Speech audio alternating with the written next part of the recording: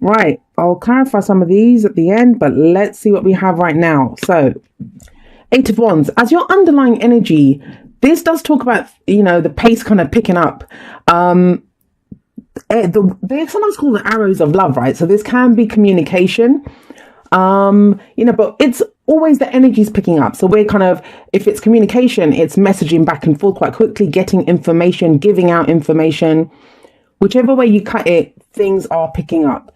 Now, if it is about communication, it's clear communication, it's direct communication. It's no kind of like beating around the bush or trying to imply things, any of that. No, it's clear, it's direct, and it's getting somewhere. Like, it's an 8. So we're almost at the end of that cycle. Whenever we look at 8s, and not just for the 8 of Wands, but we have the 8 of Pentacles here too. We know we've put in a lot of effort, we've put in a lot of time into this situation. Now we're starting to see, the light at the end of the tunnel. We know we're getting somewhere. So yeah, great energy to have as your underlying energy. One's all about our passions, our creativity, the energy we put out into the world. So if you're ready to kind of put something out there, like tell someone how you feel. We do have the Ace of Cups coming up here. Or if it's about work, so we have the 8 of Pentacles too.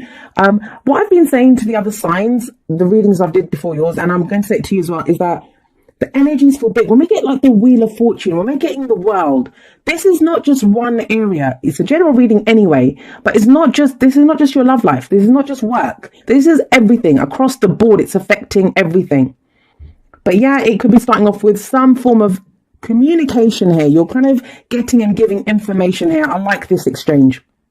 So at the heart of your reading, it's the 8 of Pentacles, another 8. So very balanced energy, as much as this is kind of like standing in the eye of the storm. That's what I'm getting here. Like, things might be rushing around you. You kind of know this kind of might even be pressure to get things done. You're moving towards something, but you're grounded, you're rooted. You know what you're doing and why you're doing this. So if we have a look at 8 of Pentacles, I always call this guy, he's the apprentice, right? And you look at him and you think, this must be really boring, repetitive work that he's doing, because he's making the same pentacle again and again and again. But his focus is always on the pentacle that he's making. Doesn't matter if there was a fault on the last one. Doesn't matter what he did. He's focused very intently on what it is that he's doing in that moment. This does talk about focus, diligent work, effort that we're putting in something that we do not mind putting effort into because we know it's going to yield results. So yeah, this might be communication about work, working on ourselves even. Like, you might be having a conversation with someone now saying, well, this is what I'm going through. This is where I'm headed, or this is what I want to do. But it's something that you have been putting effort into. And I feel like you feel like you've reached a level of mastery, especially with the Emperor coming up here. You have reached a level of mastery here. Maybe there's something you can teach. Maybe there's something now that if this is and I'm going more towards work there, or, studies, that kind of thing. But if we're talking about a relationship, and we have the Ace of Cups coming up here as the foundation, then this is where we're going to be talking to our partners and saying something like, well, this is what I want. I want us to be headed here. I want us to have that house in a year. I want us to be, have kids in 10 years, or whatever it is. Those kinds of conversations that we're having, building something solid together. Where you're going with this. But the Ace of Cups doesn't just talk about romance. Yes, aces are about opportunities that we have, but, potentials that come our way, but we must take advantage of them. And so the Ace of Cups talks about a new cycle that begins emotionally for us. New cycles always begin when an ace shows up.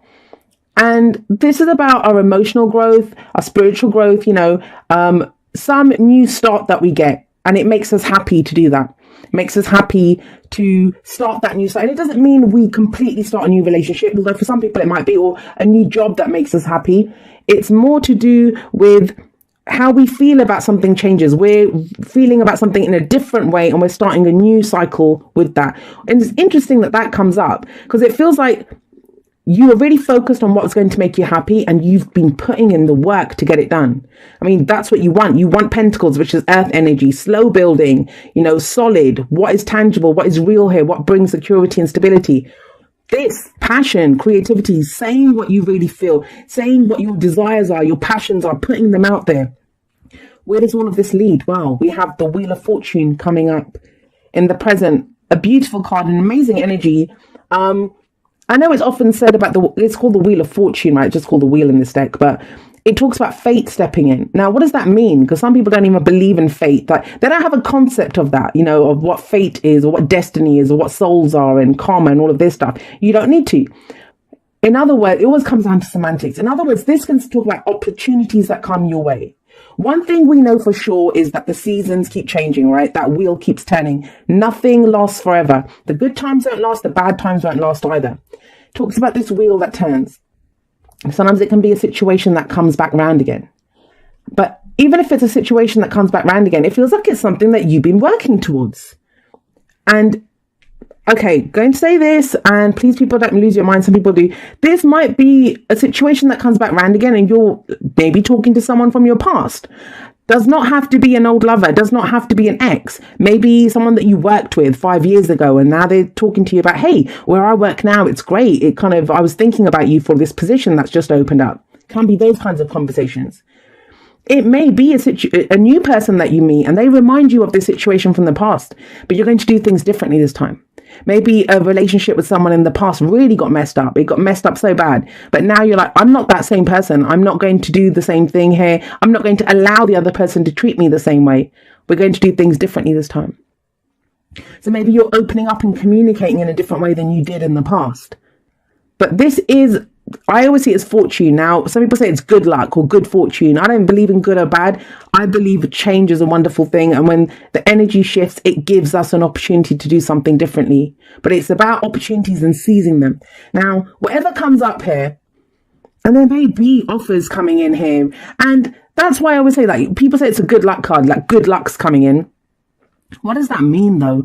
Sometimes, have you ever gotten a job that you think like, oh my God, I really wanted that job? You think you want it and you get it. And that sounds like good luck. But then you get there and you're like, it's boring. It's the same old. I don't want this. So it's always about growth and change. On the surface, things don't always look like they're good, or they might look bad, but then you kind of get into it and you think, wow, this is good. One of my exes once said to me that whenever a new opportunity comes up for me, he's a Gemini, he goes, every time a new opportunity comes up for you, I will always say no. My first reaction is always no. That's my fixed element. That I don't know how I feel about this change, but once I give it a go, like 2 weeks in, I'm loving it. This is amazing. This is great. So it can be that kind of energy. Now, if you go with it, if you kind of do things differently this time, make the most of these opportunities that come up, where does that lead? Well, it kind of feels like this is what you were looking for to close off the cycle, a major life cycle that's been going on in your life. I've been reading for a lot of Capricorns recently, actually, the last couple of weeks. I love reading for you guys. And she kind of, not just her, she said it to me this week. Two other people said it to me last week. They were like, I'm really sorry. I think Capricorn energies are kind of tough on. I've had Capricorns reaching out to me to say, like, as a reader, I hope you're okay. Capricorn energies are really tough right now. They might be, like, I don't think the energies are easy for anyone, but it depends on how you go with them. And that's the wheel of fortune. So the world says you've successfully completed that cycle. And it's one that you've put heart, soul, blood, sweat and tears into, with this 8 of Pentacles coming up here. Now you get the result. Sometimes when this card comes up, I've had clients say to me, Jay, how can you say successful completion of a cycle that, I've not got a job, or I don't have a relationship, or I don't have this. And it's like, well, whatever you needed to get out of that situation, whatever lessons you needed to learn, whatever you got into that for. So maybe you took on a course. It was a really difficult course, but you took it on, and now you have that degree at the end of it to say that, look, I did it. It wasn't easy, but you got that. At a very kind of literal level, mundane level, it can talk about that. But it can be a job that you've been in it for like 20 years, and now you're thinking, I really want to grow. I want to do something different. I want my own business. I want something like that. And there's nothing more I can get out of where I am. But you've done everything that you can. And this is a pat on the back. This is, look, we have a huge victory wreath there. You have successfully completed that cycle. And we don't always see the success immediately. But yeah, this is the card for Saturn, your ruler. So you've done everything that you needed to do. I'd say you've got mastery in whatever it was. If you've been off working on yourself, you did it. And it goes back, all of this goes back to this, whatever this spark was here, whatever this budding emotion was here that you thought, this is how I want to feel. This is how I feel. And I want to grow this. I'm coming from this place of heart that this is what I want to achieve. This is where this is all leading. Major arcana, the whole bottom row is major arcana energy. This is energy that happens to us. And it feels like in some ways, and I don't like to use like reward and punishment type terms for the energies that take place, but it feels like that. It feels like that hard work now pays off. Was you putting the energy out there. Now it starts coming back to you, the results of what it is that you've been doing. Where does that leave you? What's the advice? Well, the advice is the Emperor. Don't let up now. That's what this is saying. The Emperor, he takes control. He takes charge in a situation. Some of you may be dealing with an Aries. This is the card for Aries. But you have Mars in your sign right now. That's Aries. Mars is the ruler of Aries. And have a look at this guy. Like, he's an elderly gentleman and he's sat on his throne. You can imagine he's been through a lot. He's held on to his empire. He runs it really well. But he's not complacent. He's sat there in his armor. He's ready to fight. If, someone threatens his empire, he's going to go and fight for it. He's ready to do that. His way or the highway, always. The Emperor is in control. He's in charge. But for some of you that this is a work reading, you might be now asked to step up and take control. Like, be a boss. This is the boss, the father figure, the authority figure in the tarot. For others of you, if this is a romantic reading, I don't care if you're a man, a woman, don't relate to any gender. The Emperor is telling you whatever this love was that you wanted, or something that, even if it's not romantic, but whatever that thing is that you love, that, you want, that feeling that you want, and anything that we want, any job, any amount of money, any house, car, I don't care what it is, relationship that you want it because it's going to make you feel a certain way. Time to step up and go get it. This guy takes control of a situation. But the kind of advice with him always is that he can sometimes be a little stubborn. And he's not open to other ways of doing things. And I have to say that, if you've gone through the Eight of Pentacles energy, and if you've got Eight of Wands, like back and forth energy coming in, there's more than one way of doing things now. And you seem to know that. So it might be opening up to other ways of doing things. I mean, successful completion, you've learned something from this cycle, right? So now it's time to take charge. I kind of get the sense that with this Ace of Cups here, or some of you might have started a relationship here, or started a hobby or something that you truly love, that when you started it you thought, wow, this is it, this is going to make me really happy. It's time to kick it up a notch with the Emperor here. You're taking it and starting a new cycle with this, and it's about being more in control than you ever have. This is not passive energy, not whatsoever. You've got some level of stability now you can act, now you can go forward. The kind of what can happen sometimes when the Emperor shows up is, I haven't done it that way. This is not how I've done it. I got my Empire. I got to this point by doing it this way. But that's the whole point. You go from apprenticeship to mastery, to being the master in that, whatever it is that you've been working on. Right, let's pull you a few more clarifiers.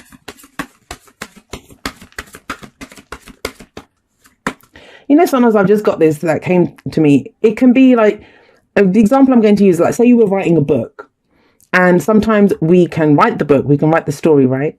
The kind of energy that's coming up, especially with these two, it's like knowing when to do full stop, the end, when to end it. Sometimes we can keep tinkering away at it because we've been working at it for so long. We just think, okay, well, if I just do this, and because then we have to take the next step, right? Which is to get it edited, publish it, do that whole thing. But we've kind of gotten comfortable in the working on the book part. And it kind of feels like this is like saying, no, this is complete. This project's complete now. I've done it. I've got the information I need out of it. I've done whatever I needed to. New opportunities are coming in. A new cycle's about to begin. So now I need to take charge. I need to make that call that this is done. This is because the dream here wasn't to write the book. It was to be a successful author, right? To be published. That was the dream. But you can get stuck in the Eight of Pentacles, which is just the daily, right? Because you like the routine, right? You wake up every day. You've gotten into it. It was hard at first, but now you've gotten into it. Now it's about taking it to the next level. Some of you might be dealing with someone like this, but I'm not getting that. The readings have been so personal, like to the person's energy. Of course, this could be like someone that you're dealing with. Maybe they're kind of stuck in their work. I'm not getting that though.